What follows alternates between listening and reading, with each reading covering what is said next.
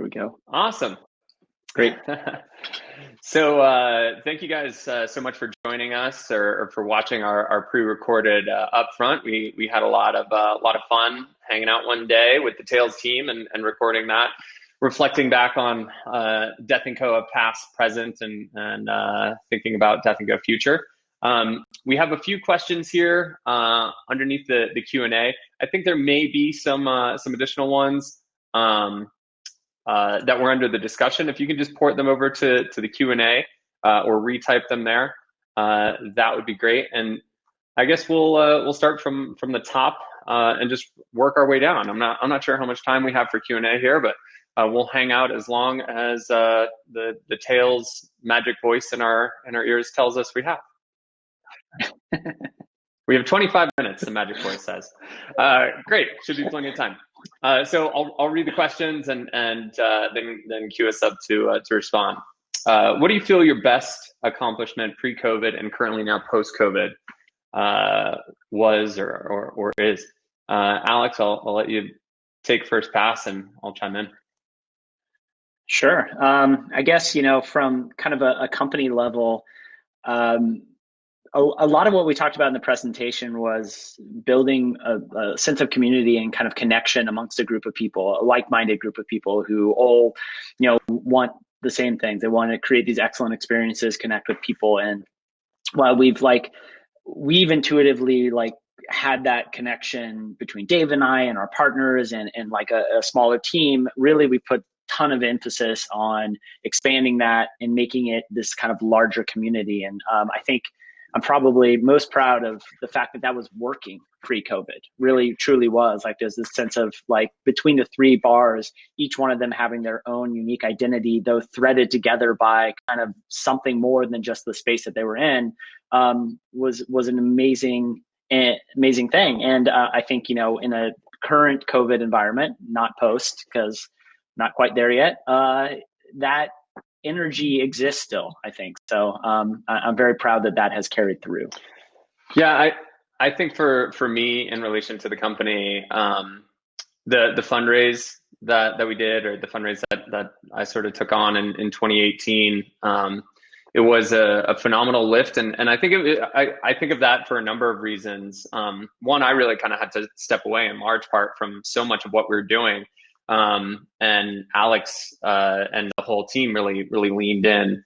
And so it was amazing to see kind of the team cohesion. And it was also a kind of a phenomenal sense of accomplishment to bring all of these pieces of our company together, much like Alex said, which we've always wanted to do and always had the ambition to do. And finally navigating our way through that felt really exciting, really gratifying. And then in this current COVID space, I think everyone continuing to find the clarity and the drive within their particular areas of the business. We would not be here in the place that we are speaking to you today. Our company wouldn't be in the place that it is without everyone having exceptional focus, having a completely clear understanding of what they needed to do, and their piece of the puzzle to continue to try to thread us through. And it's been awesome. It's been amazing to watch and participate in. And I don't think I've ever been, and I always get emotional. I pause because I get emotional. I don't think I've ever been as proud to be a part of this group of individuals as the past many months, as we've experienced the significant and really trying up and downs of COVID. It's been amazing to watch everyone just completely be phenomenal at their jobs and part of this company. So thank you for the question, James. Aaron, would love to know how long. This is an easy one. I'll take this one. Aaron would love to know how long the Soundview residency will continue, because she's in Greenport now. Well, Greenport is beautiful, Aaron, and I hope you enjoy your fall out there. It continues until the end of October. The owner there that we've known for quite a while always has kind of something fun in the works. So yeah, enjoy the cocktails, enjoy the property. I think they did such a great job with it. Anonymous, before the pandemic, were there already plans to open another Death & Co? There was. We actually have a signed lease in Chicago because of the financial just situation of our company, and I'm sure everyone else's. We feel fortunate that we didn't start swinging hammers there yet, and we're in negotiations to back out of that lease. We do hope to expand into Chicago at some point, but right now we feel like the right thing for us, and likely everyone, is to make sure that the company is healthy and whole before we kind of look to strategic growth again. But we're hoping that it won't be long. Chicago is a great market, and we're eyeing some others. Martine asks, what does the constant assessment and adjustment season of this year mean for the future of the business and the industry? Will it lead to innovation in the business models of bars or return to the known? Alex, I would love for you to take first crack at it. For sure. Great question. And I think that's, at the heart of this is what we're all constantly asking ourselves every single day, like, what does the future hold, and speculating and trying to build a path forward that can navigate it. And I think kind of the first part of it, the constant assessment and adjustment, is a really important one, and one that has been a massive education for us as a company. We were very much starting to get our accounting structure in a good place prior to this all happening, and being able to run our businesses based upon numbers and projections and really truly budgeting in a way that we had done in the past, but really we're starting to hit a stride with. And taking that process, if anyone has ever built a business budget out there or projections for the coming year, they are a grueling process of, taking historical figures and putting them up against expectations for growth, then adjusting those based upon the reality of the environment that you're in, let alone if it's a brand new business. And the moment that those learnings are upended by something like this crisis that basically changed the whole game. We were unable to truly assess what return of business would look like and how, but you had no choice but to create kind of,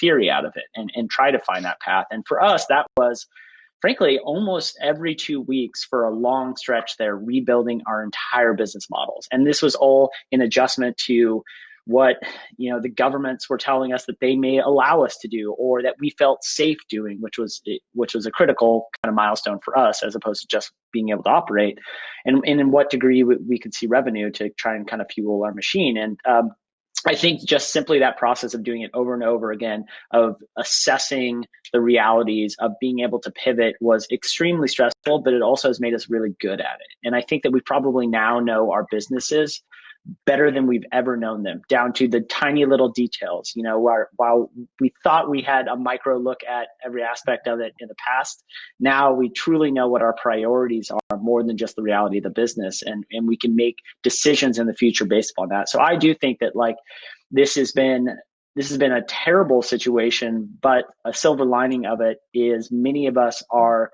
getting better and better at operating and being business owners, and being able to find priorities both in the financial and the kind of operational and cultural side of things. Yeah. What do you think? Yeah, I totally agree. I think that,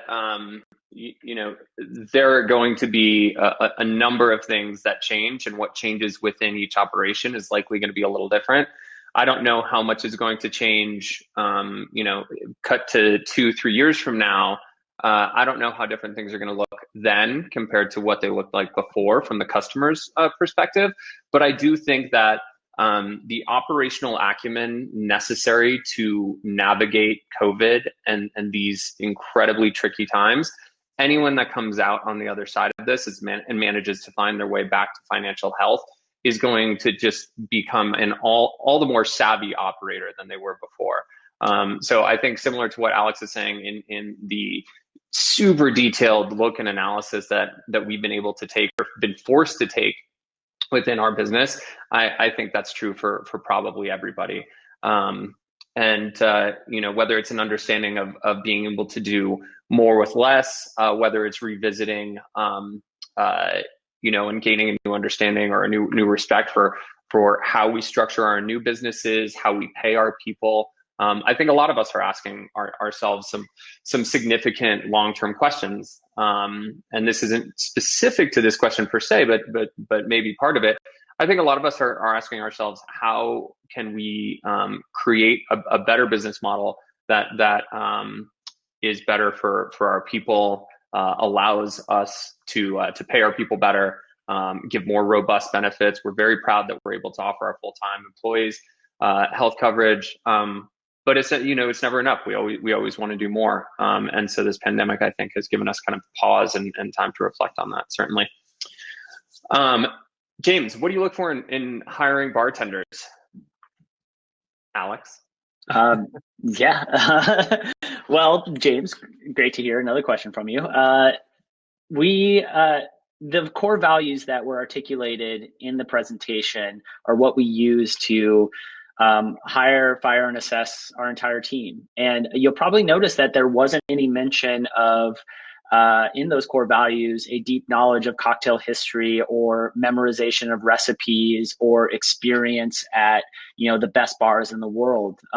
They're more about the human element, about who these people are and how we can connect with them. So, that's kind of an ephemeral answer, but we do have a pretty regimented hiring process that is multi-stage to help kind of get away from some of our individual biases as hirers, to involve other people. There's group interviews, all sorts of things to kind of like spread the impact of this human that would be joining our team and make sure that there's alignment. And it takes a ton of time to do so, and to assess at every step of the way, do they fit our core values? And thankfully, though, this process has resulted in incredibly low amounts of turnover, and especially in the opening process of a new venue, which if anyone has been involved in them, there tends to be quite a bit of fallout from the, the theory of the thing, and then how it materializes into an operating venue can be quite different. But we found a lot of help by that process and using our values. And I think beyond that, me as an individual, when I engage with people, I look for, beyond the experience, the cocktail nerdery, all that good stuff that we love, I look for curiosity and a curiosity for the world and a desire to explore. And I think it's times that means that the person has interests outside of the bar world, and that may take them back to school or down another path. And I think that's great. And that's all about our kind of growing community. Yeah, as Alex said, we've developed, and we don't have time to really talk through it now, but we've developed this hiring process, and part of it is, and I think the part that's really exciting, there was actually a picture that we didn't kind of shout it out, the overhead picture during the presentation. That's actually through one of our parts of the hiring process. It's a group interview process that we call the alignment meeting or alignment interview. And really what we try to do, and what I look for, as you guys heard, I've never been a bartender, but what I look for is, what I want to spend every day with these people. Even though I don't get the opportunity to be on site, I still look at it through that lens. Like, do they have, again, those core values, that curiosity, but just that personality that I want to be around? Because if we don't, then why would our customers, almost as simple as that, but obviously a lot more to it. And I think this bleeds nicely into a question from Stephen or Stefan. How do you train your bartenders? Yeah, it is very much a regimented process. There are multiple versions of it, but from a brand new venue versus one that's ongoing and operational, there are a number of kind of steps along the way. And I know I saw it in the discussion as well. We did mention we're working on another book, which is was due a couple days ago, but is so close. And there's a lot within that book that will articulate our very specific approach and how we train bartenders through an understanding of the why. It's not just here's how to do something, but here's why we do certain things, so that we can build an understanding of our intention for the end result or the experience. And that's a really kind of powerful statement that we're trying to dig into a lot in the book, is what do we want people to experience at this bar? And then work backwards from there. How do we get there? How do we build the steps to that? And so it's not just hire a really badass bartender. It is, hire somebody who is capable of following that path and actualizing towards that intention, which has taken a long time to find what our current version is, which is constantly evolving, changing, and we're finding when we're wrong and we're right, and what works and what doesn't. I think the other thing, and it may go without saying, but I'll say it anyway, is that, to be part of the Death & Co team, and I think this is true for all the bars that we love, and I'm sure all the bars from folks that are asking questions on here, the learning process never stops. The education process never stops. So there's certainly the training that goes into coming on board. And then there's just the lifelong pursuit of knowledge that we expect everyone to have and everyone to kind of carry within them. Jared, I love this. Death and COVID is what I'm calling my home bar lately.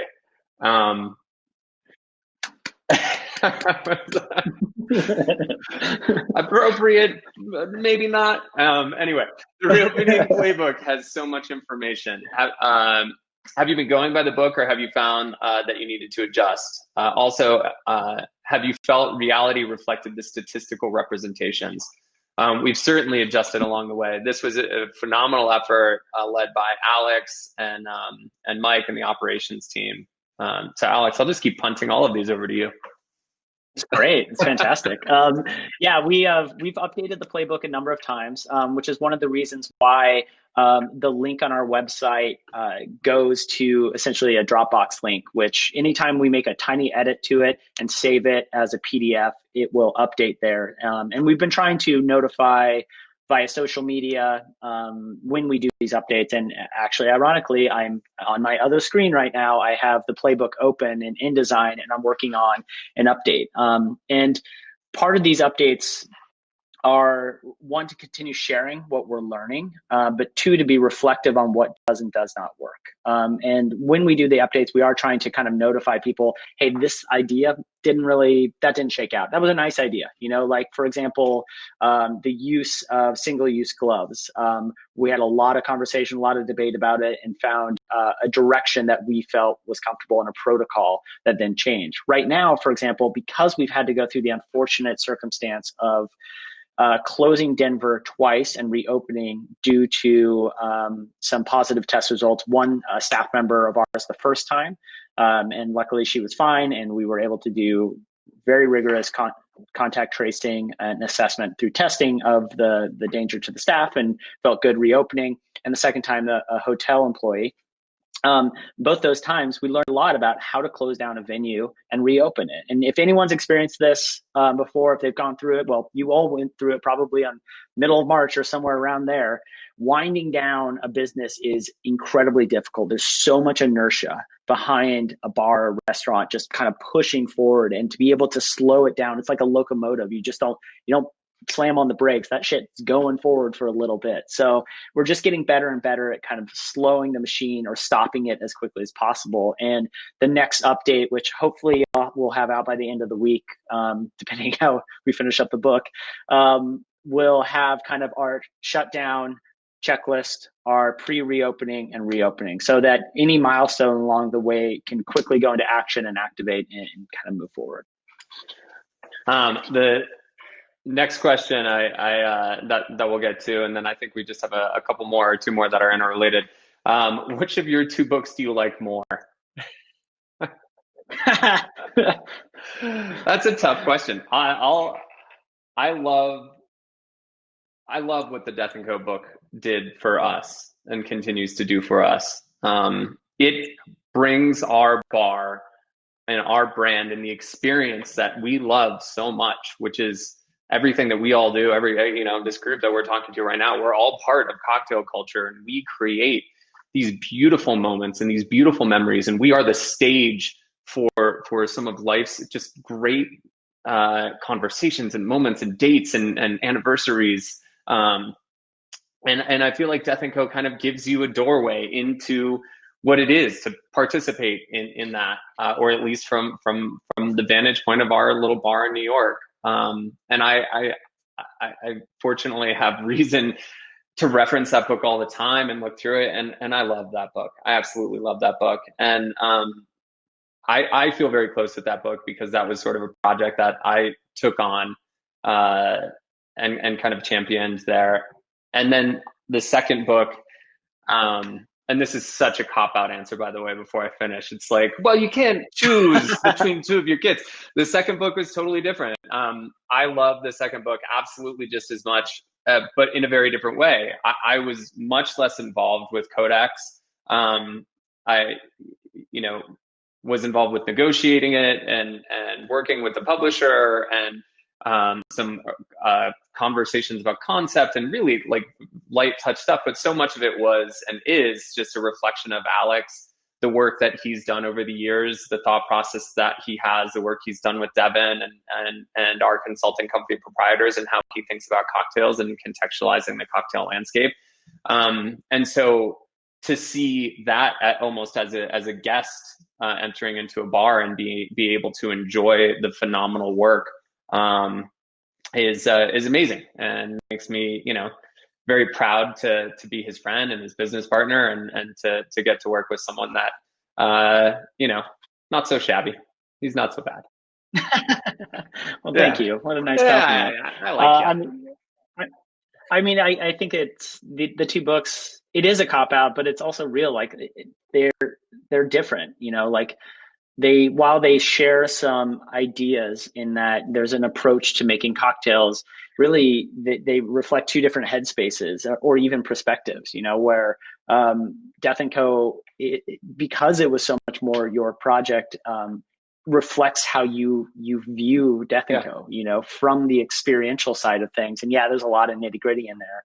And whereas my mind is very much into like the clouds of like how to conceptualize and like how to break down the almost aspirational ideals of cocktails that then get brought down to life and materialize in Death and Co. or the other projects that we've worked on. And I think it's pretty cool how the third book is definitely an extension of the Death and Co. kind of perspective, but it articulates how all these big heady ideas have now materialized into our everyday life, and how they've helped us like understand how to train people and how to get better, how to develop your palate, how to like truly enjoy this thing that we love so much in a human way. So I don't know, long-winded answer. Long-winded cop out. Just a nice reflection.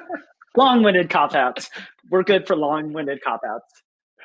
Great. We only have a couple minutes left. We'll get through a few of these very quickly. Come to Miami, and there was another one which said that we got to work together at the opening of Sparrow, which was a very fun project. And did we have any plans to continue expanding in South Florida? We've always looked at South Florida. We love it down there. Right now, we don't have any concrete plans. Like I said, we're concentrating on making our core business whole, happy, and financially stable, and then resuming our kind of thoughtful growth.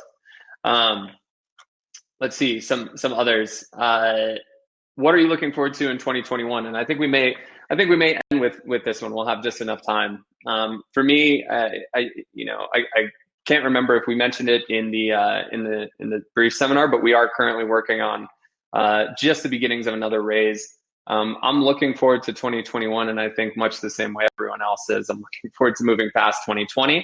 Not that we can blame a calendar year for all the things wrong in the world, but I have a lot of optimism for 2021. I'm looking forward to rebuilding where we were, and then looking at new projects and focusing on thoughtful growth, like I said. Alex? I would just like to propose that we just start over with 2020. So like, then we just do it all over again, and we do it again. Similarly, a lot of what Dave's working on right now is that forward momentum and that future for us as a company and for our team. And I am extremely excited about what that horizon looks like. And the opportunity to continue not just survive, but to grow. And we've always been motivated by growth in some way, be it personal or professional. And to have a path forward that Dave is forging for us right now, or paving for us right now, is incredibly exciting. So I'm incredibly optimistic. Yeah. looking forward to continuing our quest to become a better company and have the opportunity to work with more people that inspire us every day. I mean, that's really what growth means to us. So thank you guys all for attending. Really appreciate it. Thank you to Tails for allowing us to participate and throwing such a phenomenal virtual seminar. Much less drinking this year, I would expect. We're all healthier for it. Cheers, everyone. Thank you so Thanks, much. guys.